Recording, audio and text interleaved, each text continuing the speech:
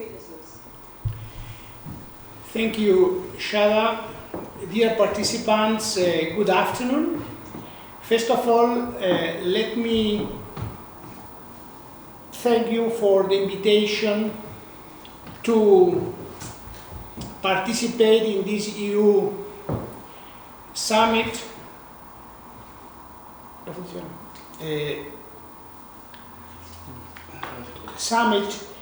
And particularly thank Vice President Yoruba for her leadership and making sure that this important topic remains on the agenda. It is a pity that I cannot join you in Brussels today, but as you know, they are very demanding times for us. We have just opened our third reception center in Spain to offer protection and support to the displaced refugees that are arriving to our country fleeing the war in Ukraine. And the agenda has just made it impossible for me to be today in Brussels in this important event. It is an honor, indeed, for me to close this very productive working day. You have had the opportunity to assess the progress made with the EU anti-racism plan, share experiences from different contexts, and explore ideas on how to combat racism in all its dimensions. In this closing statement, I would like to convey, I think, 3 messages that I am happy to see as well that they are within the conclusions that have emerged from today's sessions. Firstly, we must renew our commitment to identify racism in all its forms. Raising awareness has always been a central element to the fight against discrimination. But you will agree with me that at present, this has become all the more important. As it has been emphasized in some of the sessions this morning, racism operates in many ways. Consequently, tackling it is a very complicated issue, more complicated than we often realize. On top of that, the racism, hatred, and discrimination that we witness today are not necessarily those experienced in the past. Racism takes today new forms, it spreads through new channels, with new discourses, and takes new and subtle forms that we have to identify and confront. Social media is probably the most obvious example of this. But we must acknowledge that the ability of racism to mutate and reproduce to date is not only the result of its capacity to find new channels and ways of reaching out to people.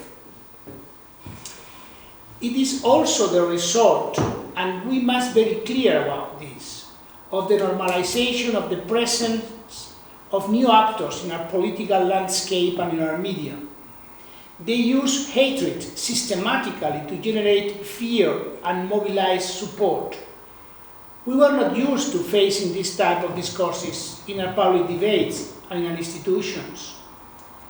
However, we have to reckon with this reality and be ready to confront the ensuing challenge.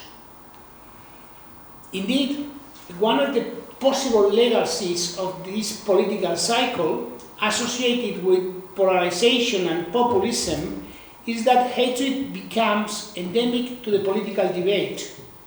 This is a very risky element, and we must be bold and imaginative in our responses to make sure that this doesn't happen.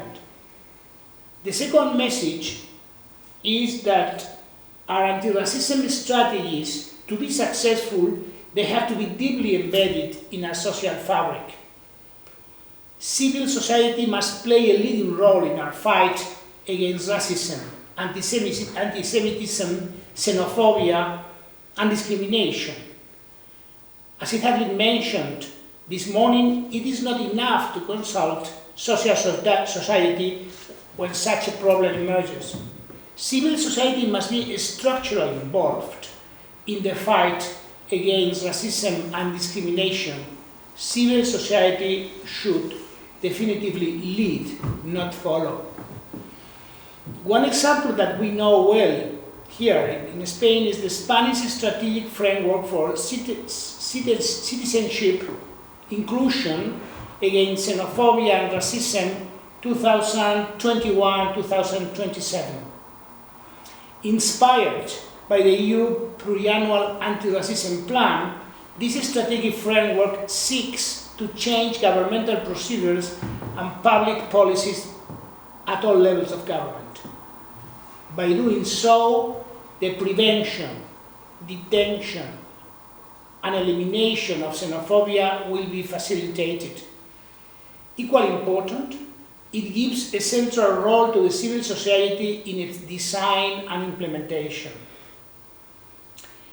And the third and final message I would like to convey to you this afternoon is that our fight against racism and discrimination, we cannot be on the defensive. It cannot be just a reaction against the racism that we identify and suffer. We must be proactive. Being proactive implies, in my view, two things at least. First, it means that we must delve deeper into the social, economic, and cultural conditions under which racism and hatred flourish. We need suitable tools to gather good data. Another point, by the way, emphasized this morning in the summit and in what the reporter has said, and carry out careful, rich analysis that can help us develop targeted strategies to prevent racism from growing. But being proactive means something else. It means that in our daily lives we must continuously build counter-narratives to racism. Let us celebrate diversity constantly. Let us permanently remind our citizens of the positive impact that diversity has in our societies, how it enriches our lives and makes us thrive. These, dear participants, are very difficult times. Racism is still among us, as it was the case in the past, but new forms of racism pose a challenge as to how to combat it. We are witnessing how new technologies enable demagogues to spread hatred in our societies, and we are able to see what happens when values of democracy, rule of law, pluralism, respect, openness, and diversity are effectively destroyed. A dramatic attack on a peaceful country with terrible consequences for its citizens, but also for all of us. But let me finish with an optimistic note. The progress we have made has not been in vain. Our youth is better prepared to identify and fight racism nowadays than in the past. We have learned to live and celebrate diversity in ways that were unimaginable decades ago. And EU-wide, national and local institutions are aware of the need for fighting against racism and discrimination. This summit is indeed a good example of this. And as I mentioned just before, for our fight against racism to be successful, civil society must weigh in. And I see hopeful signs in this respect. The degree of solidarity that we have seen across Europe, first during the pandemic, and now as a response to the suffering of the Ukrainian people, is deeply moving and encouraging. It shows that we care about our values and that Europeans are willing to defend them in our daily lives. Let us build on this massive wave of solidarity to renew our commitment to our fight against racism and discrimination. Thank you very much.